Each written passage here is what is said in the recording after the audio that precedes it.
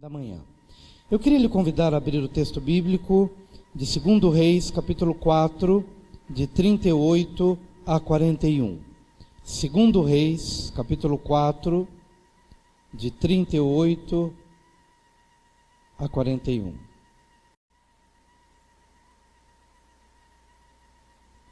Nós já temos aqui no telão. Se você quiser acompanhar com a gente, vamos fazer a leitura aqui do telão mesmo? Vamos juntos. Voltou Eliseu para Gilgal.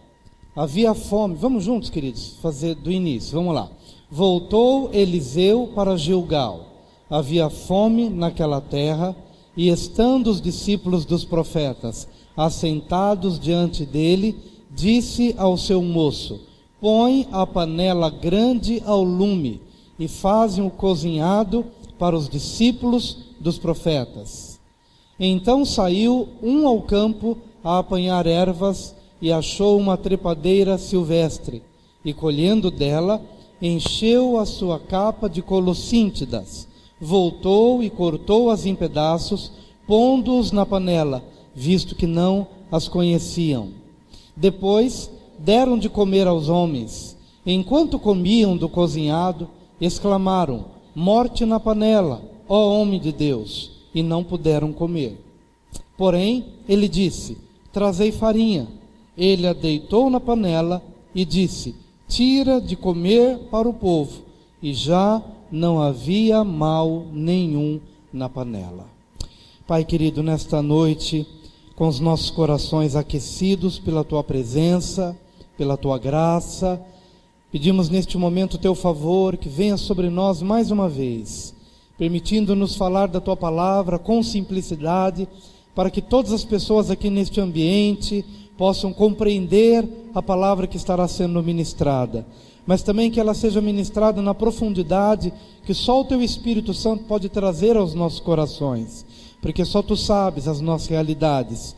Por isso confiamos que o Senhor nos ajudará e o Teu nome será glorificado mais uma vez. Nós assim oramos em nome de Jesus. Amém. Hoje eu gostaria de falar sobre o tema morte na panela familiar. Vamos repetir essa frase? Morte na panela familiar. O texto bíblico está trazendo aqui uma história, só retomando um pouquinho aquilo que foi lido, para a gente compreender de uma forma mais clara do que o texto está tratando. Nós encontramos nessa passagem o profeta Eliseu, juntamente com seus profetas, discípulos, que estavam aprendendo sobre o reino de Deus. Mas era um tempo de fome, de escassez, onde você não conseguia sair por aí e colher frutos saudáveis, ou ter um alimento de uma maneira mais conveniente, de forma a suprir a necessidade do povo. Era um tempo de fome, era um tempo de escassez.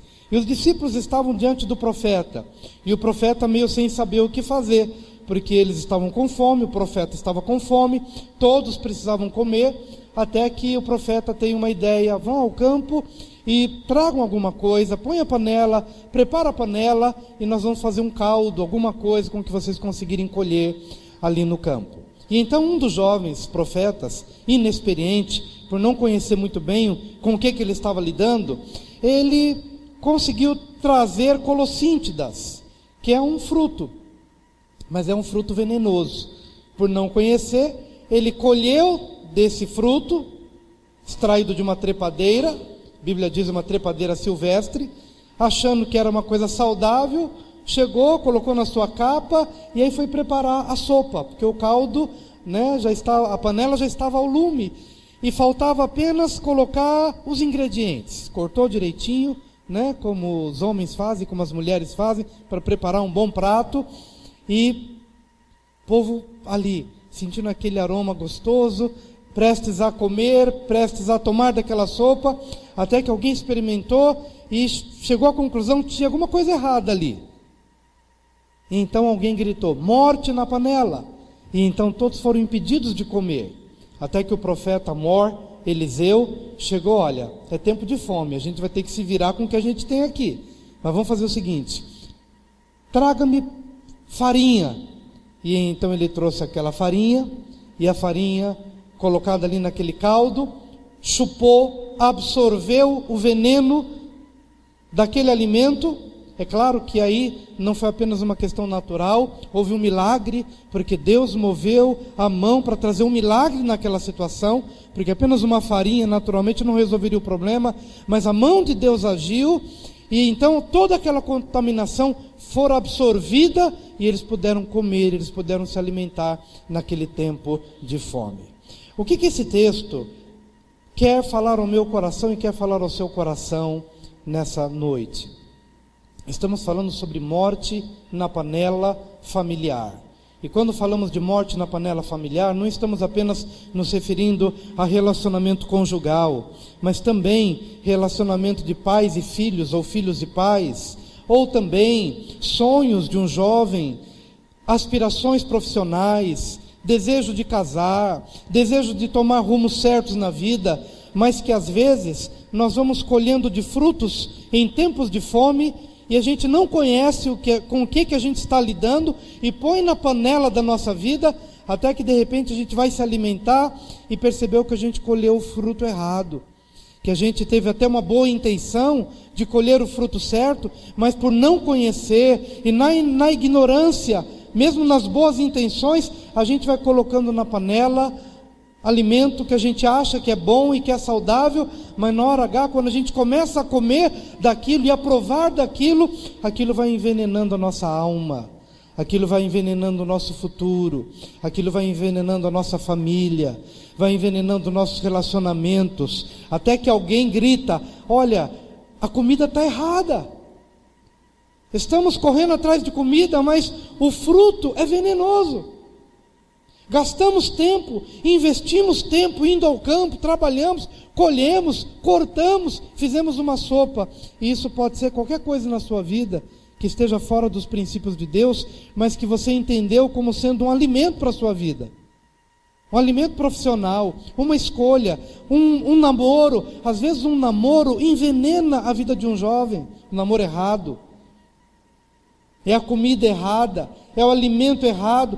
Ele acha que a alma dele está sendo alimentada por aquela paixão, até que ele vai se dando conta de que ele já não ora mais, ele já não quer mais ir para a igreja, ele não ama mais as coisas de Deus, porque o seu coração vai sendo envenenado de outras paixões, de outros sentimentos, até que ele se dá conta: eu estou me alimentando de uma comida errada. Pode ser um livro que você começa a ler, e aquele livro vai te desviando. Você não quer mais os princípios de Deus, você quer alguma coisa que alegre a sua alma, mas sem você passar pelo filtro da palavra, até que daqui a pouquinho a sua cabeça já está envenenada, a sua forma de pensar, amizades erradas. Às vezes você tem um casamento tão bom, mas aí vem alguém e começa a dizer: olha, seu marido faz isso, o meu marido é melhor, puxa, o seu marido não te deu isso, o meu me deu. E aí você começa a perceber que é uma semente de desconfiança que vai sendo plantada no seu coração. Você amava seu marido, você prezava o seu casamento, mas uma amizade errada, uma conversa fiada, uma conversa enganosa, vai trazendo para a sua mente um pensamento que você não tinha. Você começa a perceber que você foi envenenado por um conselho errado, por uma amizade errada, por um relacionamento errado, por um livro errado, por uma novela errada, por um quadro, por um cenário errado que vai se formando na sua mente e vai te envenenando. Vejam que essa passagem, ela quer falar ao meu coração e quer falar ao seu coração.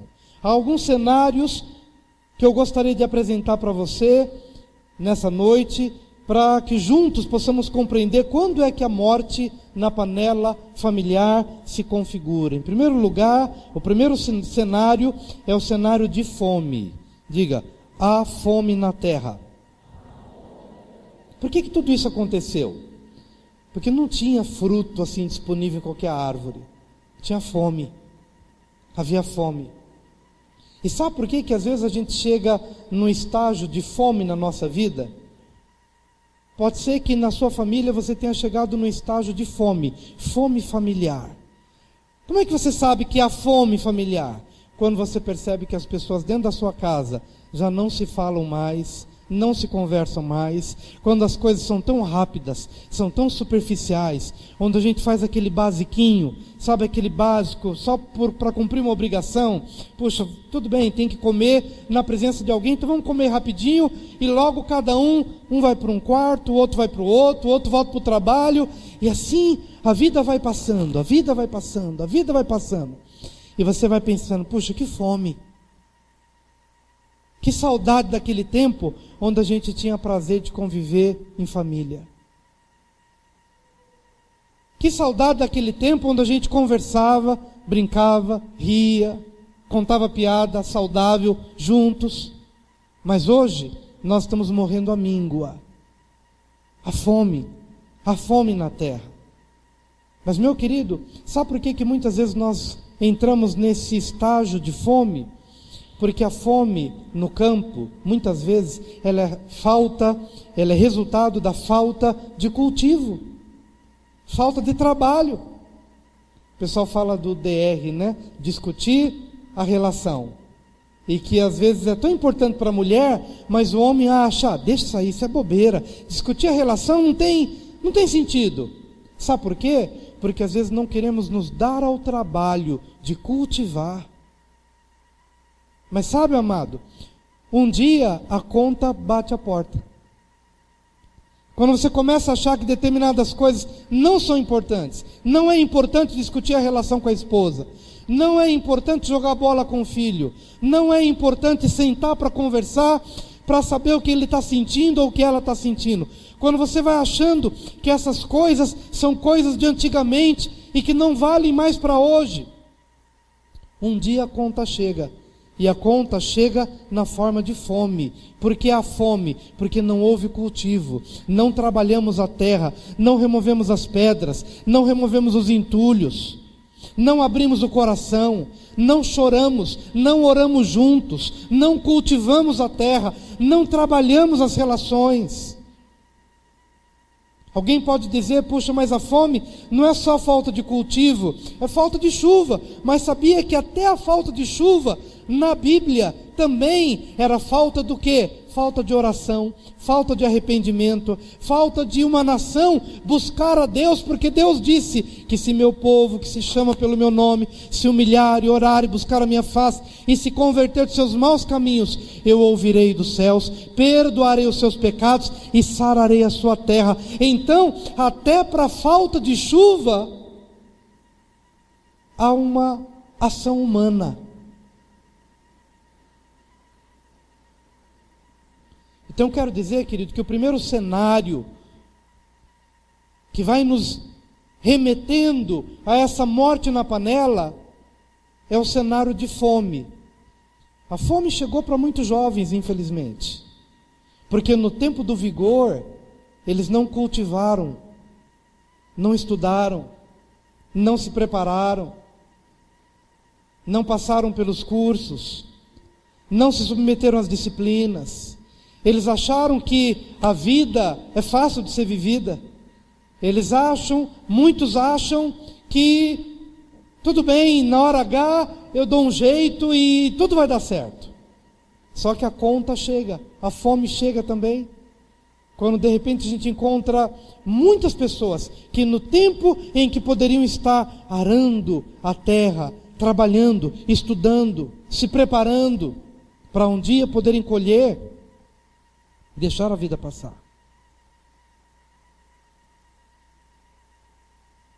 Seja qual for a área da sua vida, hoje, Deus quer que você compreenda o seguinte, que a fome de amanhã, ela pode estar sendo gerada pela sua atitude hoje, de inércia, de apatia, de indiferença, de acomodação. O cenário que nos leva à morte na panela começa com fome, falta de cultivo. Eu tenho 3 filhos, o mais velho e o mais novo. Sempre foi mais fácil de lidar com eles, porque na condição de homens é fácil a gente achar a linguagem de amor vou jogar bola, passei a infância deles jogando bola com eles, jogando videogame e indo para jogo de futebol aqui e ali. Então sempre senti que com eles foi mais fácil. Mas eu tenho uma do meio que é uma moça, uma menina, e ela é diferente deles, tem gostos diferentes, tem forma diferente, e eu poderia pensar assim, bom, vamos deixar como está. Mas não, meu coração começou a pensar assim, se eu deixar como está, um dia a fome vai bater a porta. Então eu comecei a orar e pedir a Deus, Deus ajuda-me a ter uma linguagem que possa alcançar o coração dela naquilo que ela gosta e naquilo que ela precisa. E amados, foi uma descoberta tão impressionante, tão gostosa, tão genuína, que ela não gosta dos mesmos, ela não tem os mesmos gostos do mais velho e do mais novo, mas eu descobri o que ela gosta e entrei no veio dela. Então eu tenho uma conversa de qualidade com ela, assisto filme com ela, os filmes que ela gosta, tenho uma linguagem que consegue falar ao coração dela e ela consegue falar ao meu coração. Mas o que eu quero dizer para você hoje é que isso não cai do céu sem que você cultive. Essa descoberta não acontece por acaso. Você precisa cultivar, você precisa conversar, você precisa orar, você precisa descobrir e abrir o caminho para que no tempo de desafio não haja fome na sua casa. Diga para o seu vizinho, não haverá fome na sua casa. Você pode dizer para uma outra pessoa, não haverá fome na sua casa.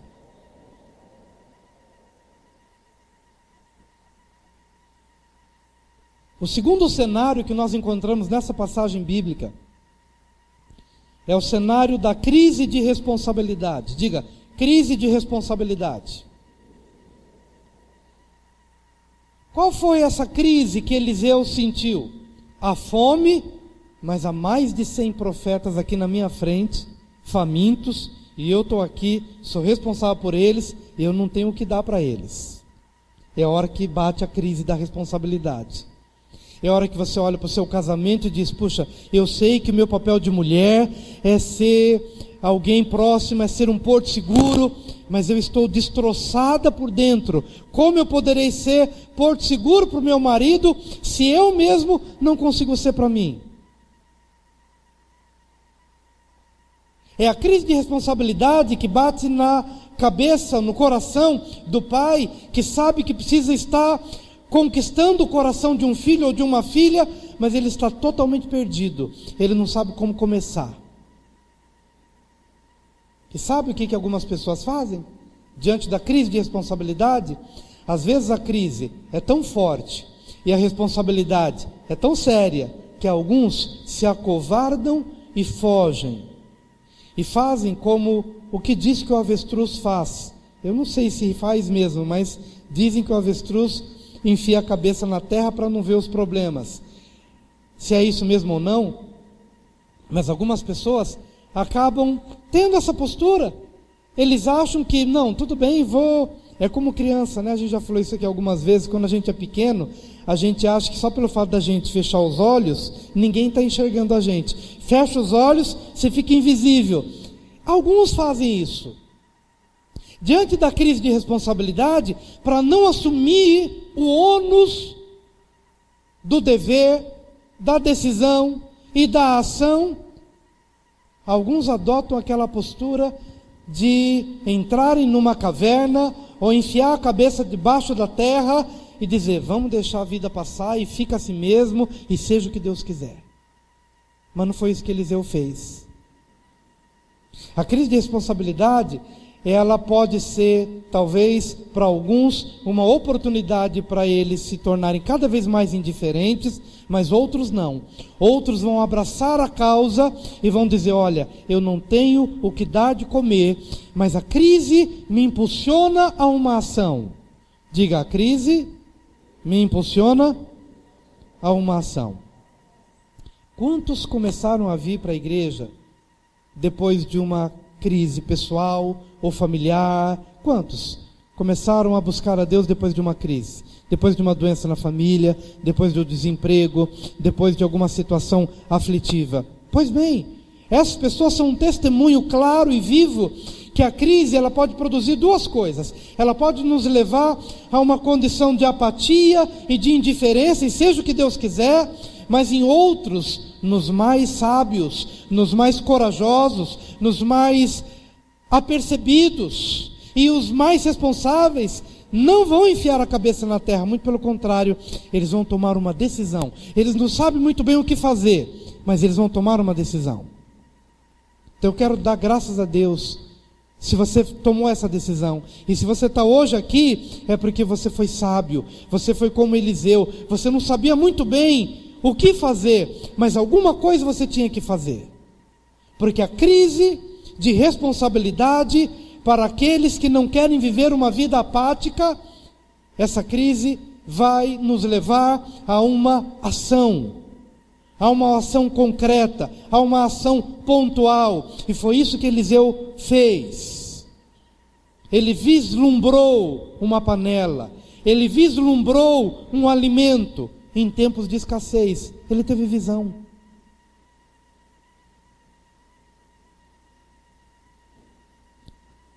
Tenho estimulado a você orar pela sua família. Tenho estimulado em todas as oportunidades, porque não há um ambiente onde as visões de Deus se formam com mais facilidade do que o ambiente da oração.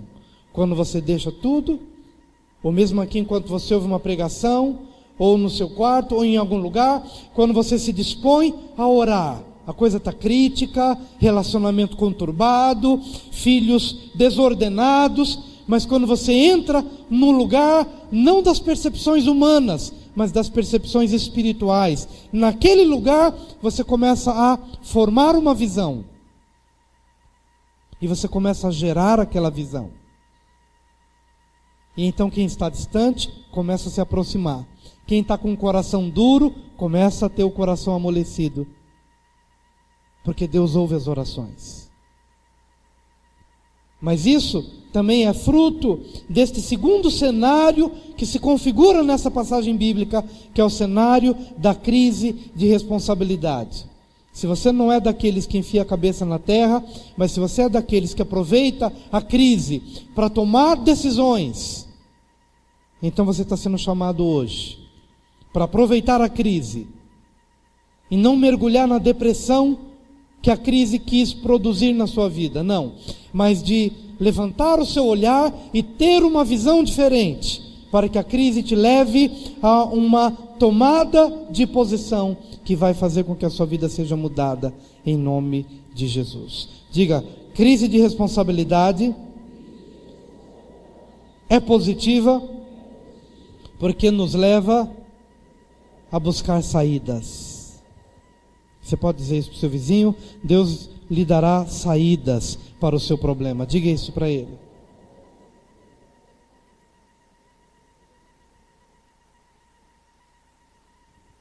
E então, queridos, nós temos o cenário da morte na panela.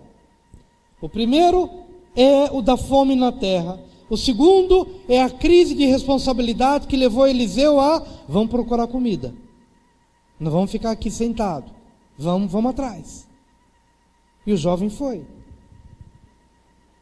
Colheu as colossíntidas, cortou-as, colocou na panela, fez o caldo, a sopa.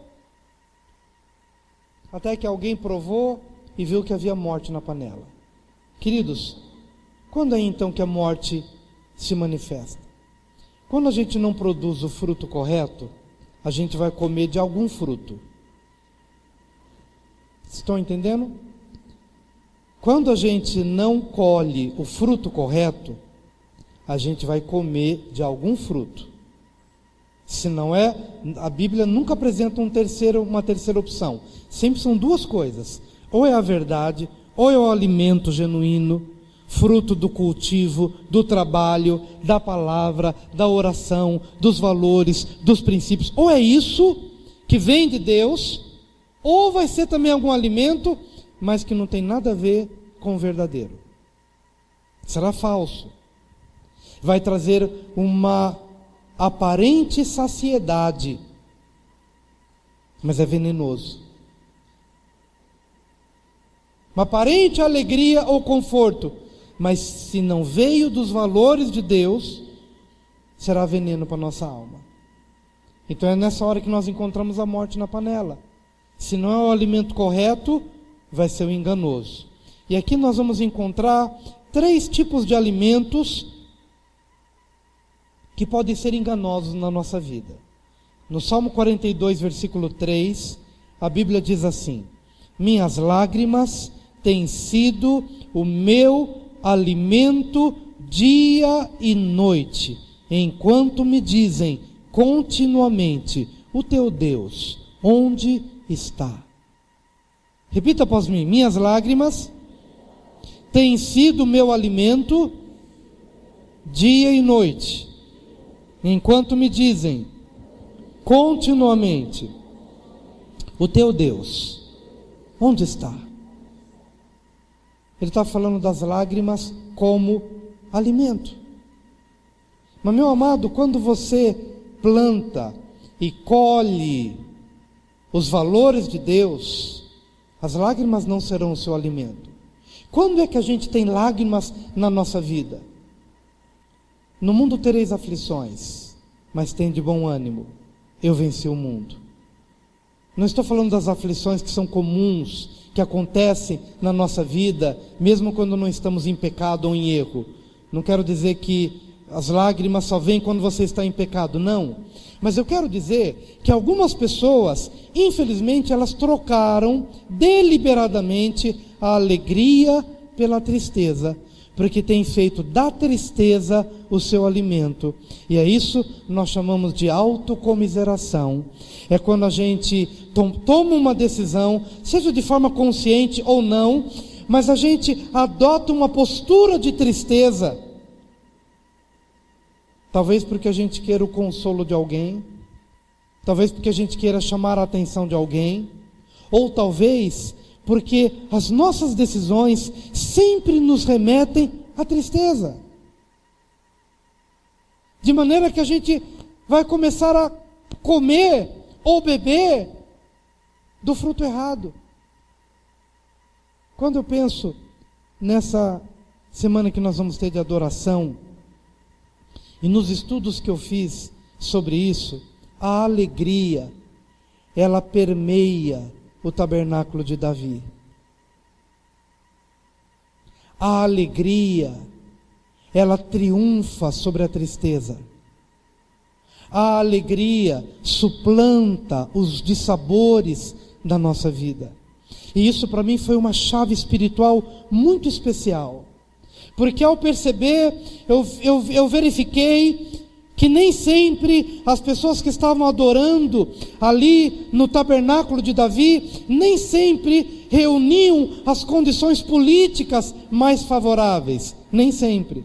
Muitas vezes eles estavam sendo perseguidos pelos inimigos, o exército contrário era mais forte do que o exército de Israel, mas o que permeava aquela adoração era o triunfo e era a celebração da alegria. Então eu queria que você compreendesse que quando a gente de alguma forma entra nessa dimensão, minhas lágrimas têm sido o meu alimento, é porque talvez eu já tenha me apartado do lugar onde verdadeiramente eu sou suprido em Deus. Eu queria que você entendesse isso nessa noite.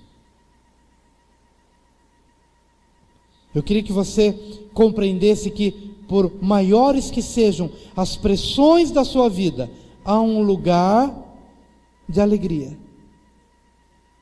Entenda o que o profeta mandou fazer. Tem morte na panela? Tem tristeza de alma? As pessoas estão se alimentando das lágrimas? Põe farinha. O que é colocar farinha? Farinha vem do trigo. E o trigo é sinônimo da palavra de Deus. E o apóstolo Paulo, pelo Espírito Santo, ele diz: regozijai-vos sempre no Senhor. Outra vez vos digo, regozijai-vos. Meu amado, talvez a tristeza tenha sido o maior veneno dos últimos anos na sua vida, que tem amargurado o seu casamento, amargurado os seus relacionamentos, amargurado a sua relação com seus filhos, porque você não consegue vê-los com alegria. Toda vez que você pensa neles, é com dor, é com amargura e é com tristeza no seu espírito. E talvez você tenha motivos para poder dizer isso. Eu tenho motivos, houve isso, houve uma doença, houve um fracasso. Mas o que Deus está querendo fazer nesses dias? Dar para você um alimento novo, porque você está se deixando envenenar pelo veneno da tristeza, que tem consumido a sua visão, o seu olhar e os seus relacionamentos. E quem sabe você não tenha entrado já por muitos anos por essa senda, por essa vereda, onde as lágrimas são o seu alimento dia e noite, mas você não sabe o quanto essa tristeza está amargurando o seu caminhar. Você não consegue mais ter esperança. Você não consegue vislumbrar coisas novas.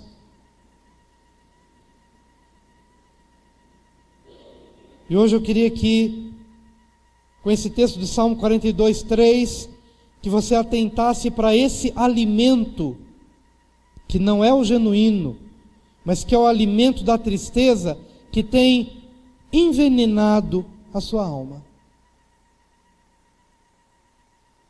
O que eu pretendo com isso?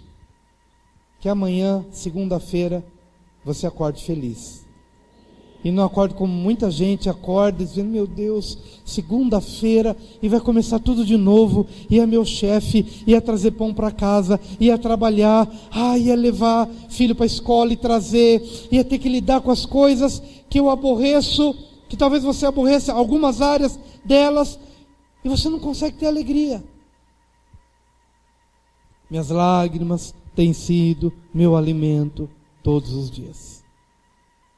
Você vai deixar essa capa da tristeza de lado, essa capa de colossíntida que você tem levado para colocar na panela da sua vida pessoal e da sua vida familiar, esse veneno que tem envenenado as relações familiares ou as relações profissionais. Sabia que tem gente que leva seus venenos de casa para o trabalho, e aí quando o colega de trabalho vê: puxa, fulano de tal já está chegando.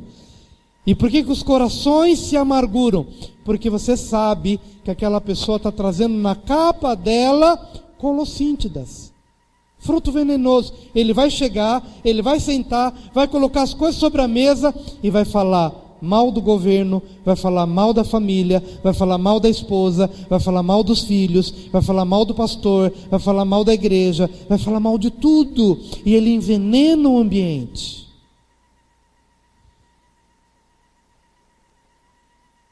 Eles estão levando colossíntida para o trabalho, ou do trabalho para casa, e eles estão amargurando a própria alma, e estão amargurando a alma do outro. Até ouvi alguém dizendo: olha, aqui no meu carro você não vai falar mal de ninguém não. Estou te dando uma carona daqui para lá, mas chega. Você não vai trazer colossíntida para as relações. É o grito de alguém que fala: a morte na panela, a morte dentro de casa, a morte no trabalho. A alma está sendo amargurada. Veneno que está sendo colhido quando a pessoa acha que está fazendo bem. Há um segundo alimento em Lucas 12, versículo 1. Posto que miríades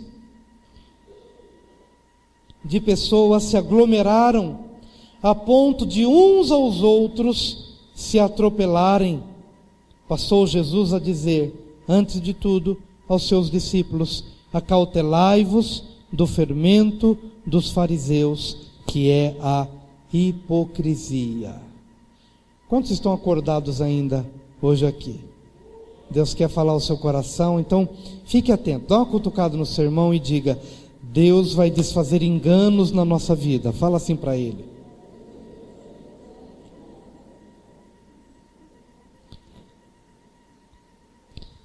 Deus quer desfazer enganos na nossa vida, porque tem muita gente se alimentando do pão errado. Jesus está dizendo aqui: cuidado com o fermento que faz um outro tipo de pão, e vocês estão se alimentando desse pão errado. Eu tenho dado a vocês um pão genuíno, mas tem muita gente se alimentando do pão errado, e ele está dizendo aqui: acautelai-vos do fermento dos fariseus.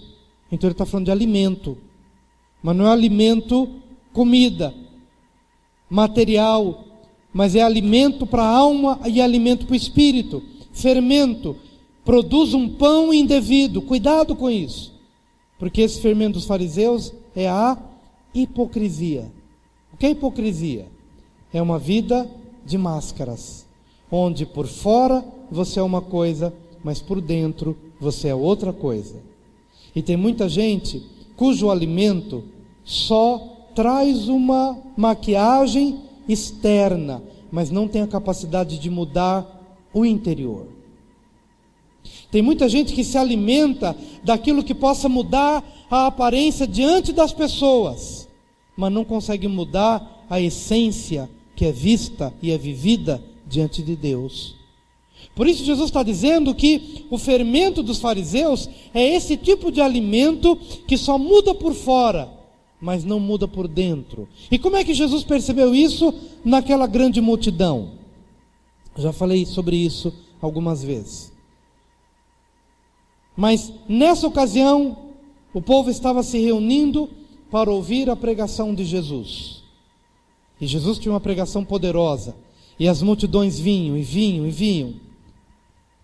Mas enquanto elas se preparavam para assistir ao culto, elas se atropelavam umas às outras. Elas queriam um melhor lugar, elas estacionavam o carro, não tendo nenhuma deficiência física, alguma necessidade especial, estacionavam os carros no lugar indevido. Elas prejudicavam as outras pessoas, mas elas estavam indo para o culto. Conquanto na consciência delas, elas estivessem indo para ouvir Jesus, tudo o que se faz nos bastidores é perdoado, ledo engano. Porque para Jesus o culto não começa quando ele começa a pregar. Para Jesus o culto começa quando você sai de casa, quando você acorda, quando você se relaciona com a sua casa. Aí o culto começou. Para eles não, que se alimentavam do fermento dos fariseus, o que importa é o que eu faço diante do pregador Jesus. Mas o que eu faço nos bastidores não interessa a ninguém. Esse é o fermento dos fariseus. O fermento dos fariseus é aquele tipo de alimento do qual você se alimenta e que faz com que você tenha um tipo de vida quando você está com a sua esposa, mas um outro tipo de vida completamente diferente quando você está na ausência dela. E se você faz assim, e se você pensa assim, você está se alimentando do pão errado. É o fermento dos fariseus, porque o fermento dos fariseus faz com que você se alimente de algo que cuide somente da aparência, mas lá dentro você tem seus desejos, lá dentro você tem suas cobiças, lá dentro você tem uma forma de procedimento, que basta você ter uma oportunidade, você vai dar vazão àquele comportamento. E quando eu falo de morte na panela familiar, quantas famílias se desfizeram justamente por causa disso? Porque diante de Deus assumimos um voto, mas aí a gente vai comendo desse fermento que diz sorrateiramente para a gente: não, eu posso ter uma vida com a minha esposa e flertar com uma outra pessoa, conquanto minha esposa não veja não saiba, não se magoe, não se entristeça. E aí, quando a gente vai se alimentando deste fermento dos fariseus, que é a hipocrisia, que é o tipo de vida que você vive só por fora, mas por dentro é outro sentimento, é outro comportamento. Então eu quero dizer que um dia, quando alguém vai se alimentando desse tipo de alimento, um dia ele tira da panela e descobre a morte na panela. Qual a morte? A morte da infidelidade, a morte do adultério, a morte do distanciamento, do esfriamento. Porque pouco a pouco ele foi flertando, não apenas com uma outra pessoa, mas ele foi flertando com um tipo de alimento que foi contaminando seu coração. Chegou um determinado momento, ele achou que já não precisava mais ser fiel, não precisava mais ser leal, não precisava mais ser correto, porque ele vai comendo do fermento dos fariseus, vai se assentando na presença de Jesus, mas até o culto começar, vai atropelando as pessoas, vai fazendo negócios errados, vai comprando e não pagando, vai prejudicando, vai difamando, vai mentindo, vai comendo de um fermento que vai corroendo a moral, corroendo as virtudes. Ele se alimentou do pão errado. Ele trouxe na sua capa as colossíntidas, que um dia talvez sejam o elemento para uma desagregação, para um desvio que não era aquilo que ele desejou. Então, queridos, se o primeiro alimento da tristeza nos leva a cuidar da nossa alma, esse alimento da hipocrisia nos faz lembrar que nós precisamos cuidar do nosso comportamento. Então diga, repita após mim: eu preciso cuidar da minha alma para não me alimentar da tristeza. Diga ainda, eu preciso cuidar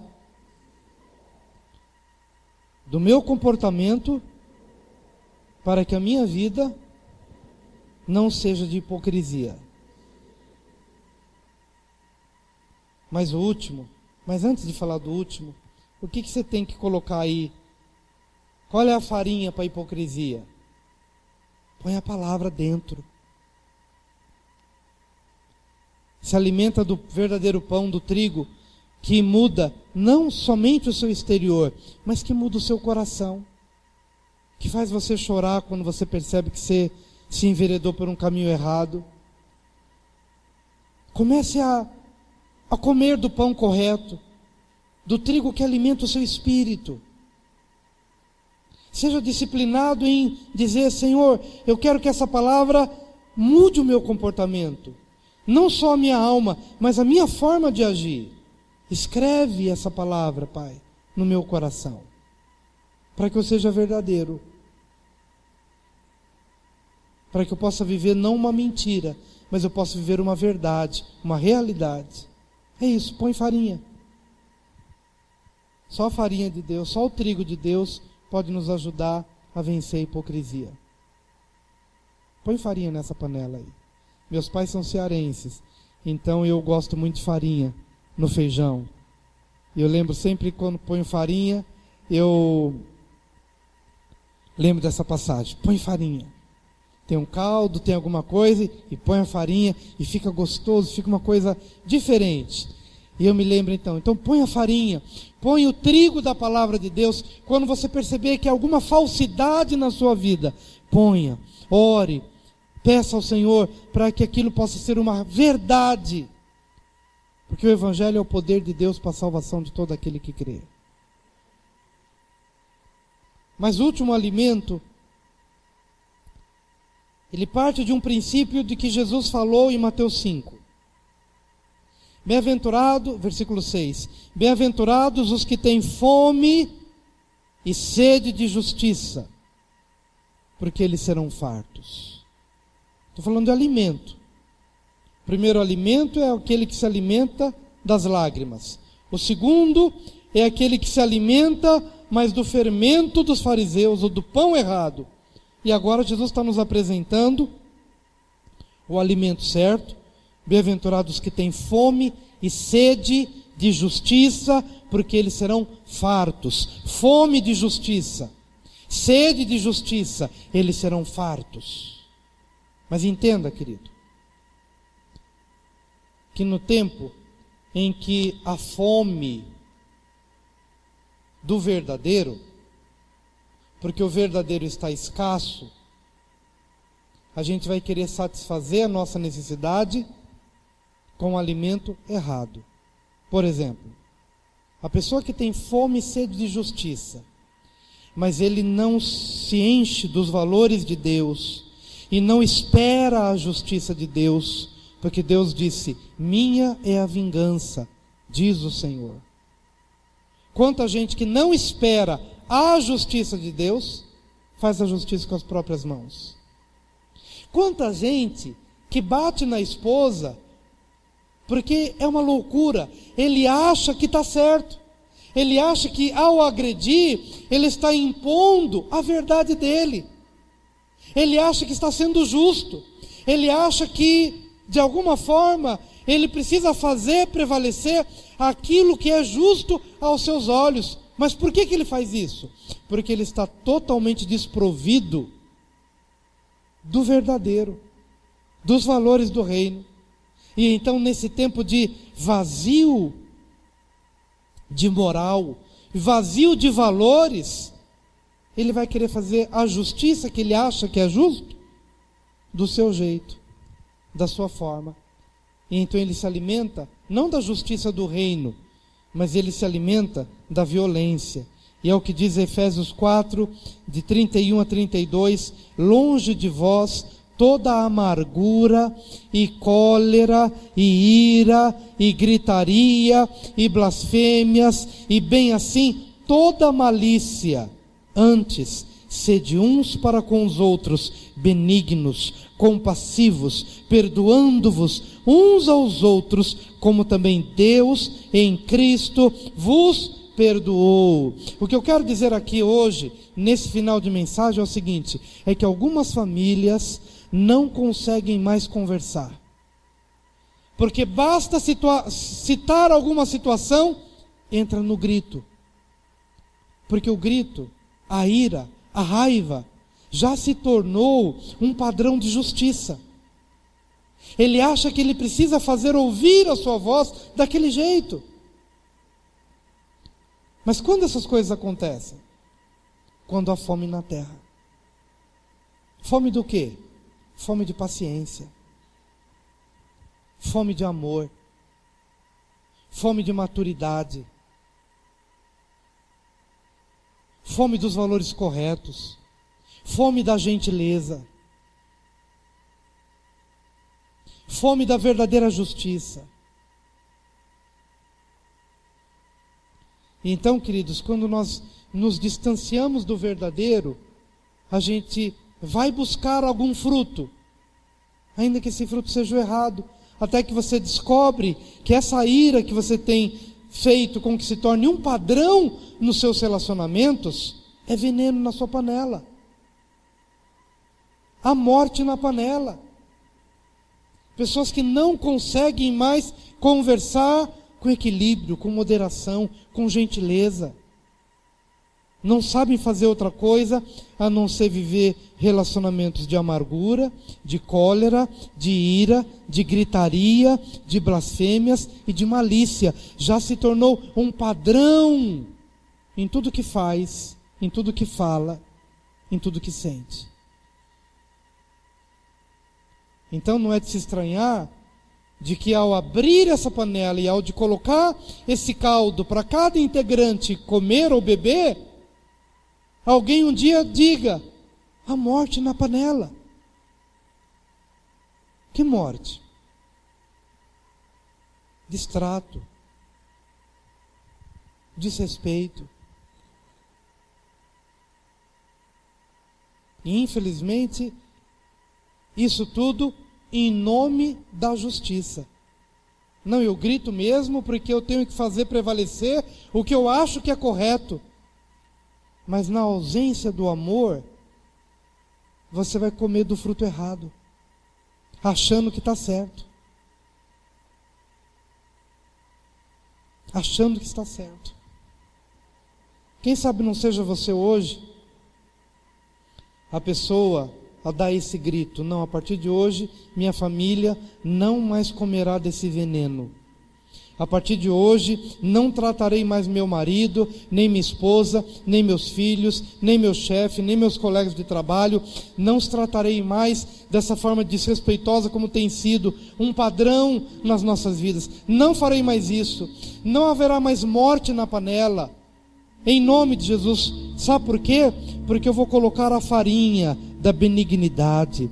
A Bíblia diz: antes, sede uns para com os outros benignos, compassivos, perdoando-vos uns aos outros, como também Deus em Cristo vos perdoou.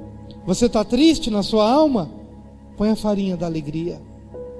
Você está vivendo uma vida de hipocrisia, importando-se apenas com a aparência e não com a essência? Põe a farinha da verdade aí no seu coração.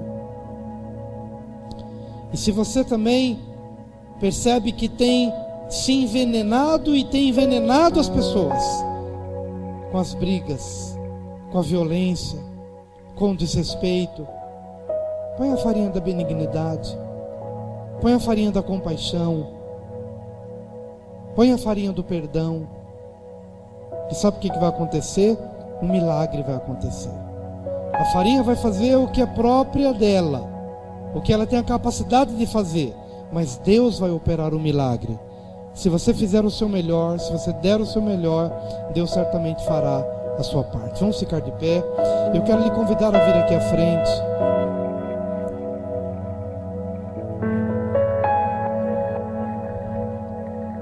Vem aqui à frente, por favor. Você que precisa de uma oração para sua família, para sua casa. Pai amado, eu estou aqui com meus irmãos em família, buscando ao Senhor. Nós reconhecemos, ó Deus amado, que talvez pela nossa inexperiência como jovens profetas, temos saído à busca de alimentos, mas nem sempre temos trazido para casa o alimento mais saudável. Se porventura nossas ações ou as ações de alguém têm feito com que nós coloquemos no prato da nossa família só tristeza, e temos nos alimentado só de lágrimas, e temos abandonado o lugar da alegria no Senhor, que é a nossa força. Se temos nos alimentado de lágrimas em vez de alegria, de regozijo, transforma, Senhor, os ambientes da nossa alma nessa tarde, em nome de Jesus. Se temos, Senhor, nos alimentado do fermento da hipocrisia, quando diante de Jesus somos ovelhas comportadas, mas na ausência do olhar de Jesus, nos atropelamos uns aos outros, nos desrespeitamos na família, no trabalho, nos relacionamentos de trabalho. Senhor querido, se temos nos alimentado não da verdadeira justiça, a justiça que espera no Senhor, na justiça do reino, mas se antes temos nos utilizado da ira, do xingamento, da violência verbal, da violência física, Senhor, se temos optado por este caminho e nos alimentado deste pão da violência, perdoa-nos, Senhor, porque bem-aventurados os pacificadores, porque eles serão chamados filhos de Deus. Coloca paz no coração, Senhor, deste pai, coloca paz no coração dessa mãe, dessa esposa. Ministra, Senhor, da tua vida no coração desses jovens. Obrigado, Pai querido, porque nesta noite temos a oportunidade de fazer deste hino a nossa oração. Nós nos rendemos a Ti, porque temos reconhecido, ó Pai, que temos nos alimentado em alguns momentos da nossa vida desse tipo de colossíntidas, deste fruto venenoso, e isso tem amargurado nossa alma, desvirtuado nosso comportamento e as nossas ações em relação ao Senhor, em relação às pessoas.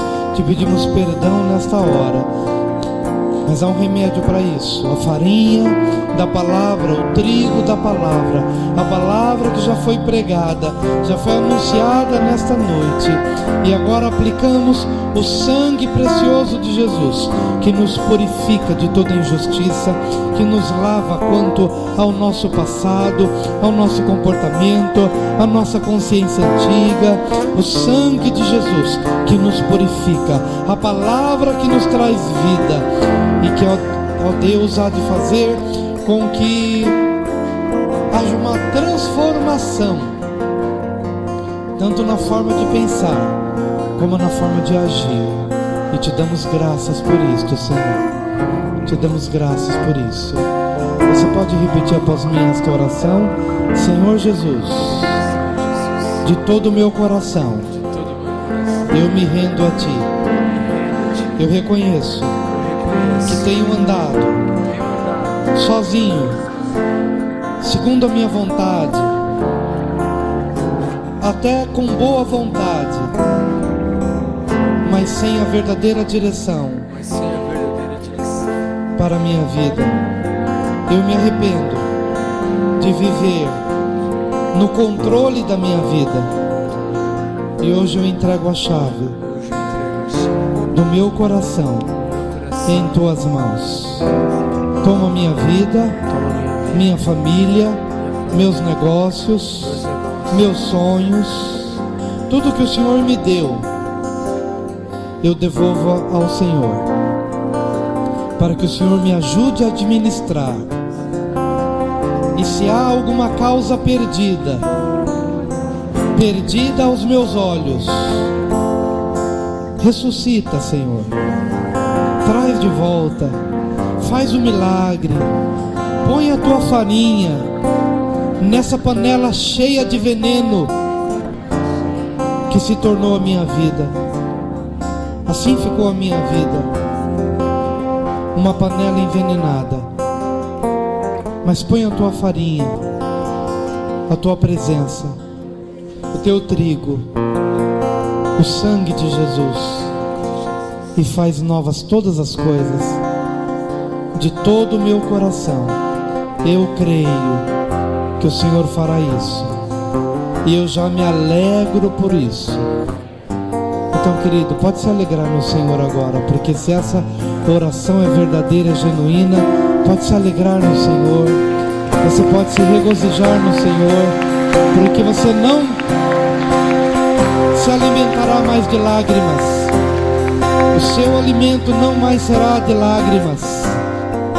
Quantos creem nisso? Que seu alimento não será mais de lágrimas. Então diga: o meu alimento não será mais de lágrimas, porque a alegria do Senhor é a minha força. E enquanto nós estamos ainda em adoração, dê um abraço nessa seu colega, nessa pessoa que está do seu lado, e alegre-se com ele pela vida de Cristo, pela vida de Deus.